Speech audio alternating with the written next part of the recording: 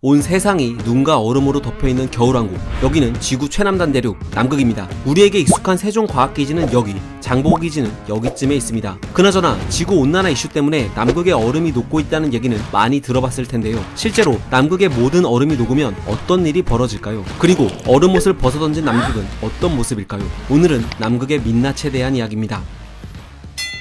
아시다시피 남극은 지구에서 5번째로 큰 거대한 대륙으로 그 넓이가 1420만 제곱킬로미터에 달합니다. 이는 미국은 비교조차 안되고 호주 대륙보다 거의 2배나 큰 수치죠. 그리고 남극을 덮고 있는 얼음의 두께는 무려 2km로 이를 부피로 환산하면 2840만 세제곱킬로미터가 나옵니다. 굳이 따져보면 지중해의 7.5배에 해당하는 양이고, 이 남극 얼음을 슬라이스 치즈처럼 두께 70m로 얇게 썰어내면 면적 1420만 제곱킬로미터짜리 얼음이 무려 26조각이 나오는데, 이는 지구 바다 전체를 덮을 수 있는 면적이죠. 그래서 국립설빙데이터센터에서는 남극을 덮고 있는 엄청난 양의 얼음이 모두 녹게 되면 지구 해수면이 평균 60m나 상승할 수 있다고 밝힌 바 있습니다. 상상이 현실이 될 경우 해안 쪽에 위치한 주요 도시들은 물론 중국 동부, 남미 대륙의 아마존 유역 등 많은 지역이 바다에 잠기면서 10억 명 이상의 환경 난민이 발생할 수 있죠. 하지만 재앙은 이제 시작일 뿐입니다. 남극 얼음은 소금이 녹아있지 않은 담수기 때문에 이 얼음이 모두 녹아 바다로 흘러들어가면 바닷물의 염도는 대폭 낮아지고, 이런 해양 환경의 변화는 산호를 비롯한 수많은 해양 생물들을 죽음으로 내몰게 되죠.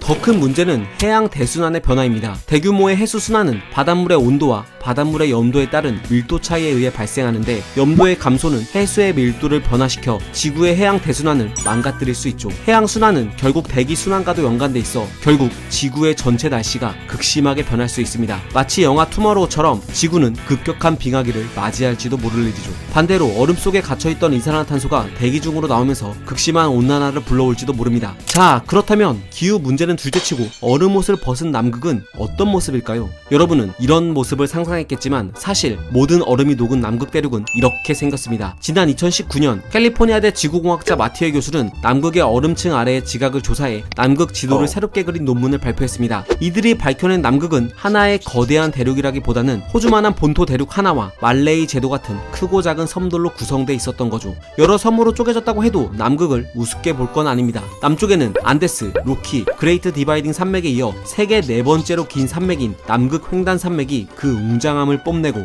북서쪽에 자리잡은 이 섬만 하더라도 영국이나 뉴질랜드보다 더 크죠. 또 남극 대륙에서 가장 높은 산인 빈슨 산궤도 산 밑에 얼음이 모두 녹고 나면 엄청난 위용을 뽐낼 겁니다. 여기서 한 가지 재밌는 건 시간이 지나면 이 남극 지도도 점차 변하게 된다는 사실입니다. 바로 빙하 등방성 조정 때문이죠. 남극 대륙은 두꺼운 빙하에 눌려 아래로 내려앉은 상태였는데, 지각을 짓누르고 있던 얼음이 모두 사라지면 지각이 서서히 위로 융기하면서 남극 대륙의 지도는 이렇게 변할 겁니다. 원래 모습과 비슷해지지 않았나요? 실제로 빙하기 직후 핀란드는 이렇게 대부분 물에 잠겨 있었는데 얼음이 녹고 눌려있던 지반이 융기하면서 지금의 모습을 갖추게 됐죠. 그나저나 이렇게 얼음이 사라진 남극 대륙에서 우리 인류는 뭘 할 수 있을까요? 아마 농사는 짓기 어려울 것 같습니다. 남극의 지반은 고운 점토가 아니라 대부분 자갈로 이루어졌기 때문이죠. 대신 과거 19세기 미국에서 펼쳐졌던 골드러시가 이제는 남극을 향하게 될 겁니다. 남극은 아주 먼 옛날, 그러니까 한 4억 2천만 년 전쯤 아프리카, 인도, 호주, 남미, 아라비아와 함께 곤드와나라는 거대한 대륙을 형성하고 있었는데, 현재 남극과 붙어 있었던 각 대륙들에서 금, 다이아몬드, 석유 등 각종 지하자원들이 발견되곤 합니다. 따라서 이 대륙들과 붙어 있었던 남극 대륙 밑에도 석유를 비롯한 금, 구리, 백금, 우라늄 등 각종 지하자원들이 풍부하게 매장돼 있을 가능성이 높고, 여러 국가나 기업들이 이 자원을 차지하기 위해 앞다퉈 남극으로 몰려드는 건 불보듯 뻔한 일이죠. 하지만 해수면 상승으로 고향을 등진 환경 난민들이 많아졌으니 남극 개발로 얻은 경제적 이득의 일부는 이들에게 돌아갈 가능성도 있지 않을까요? 또 추운 기후를 감내할 수 있는 일부 난민들은 남극의 난민들을 위한 새로운 국가를 만들어 달라고 제안할지도 모르죠. 물론 어디까지나 상상이지만요.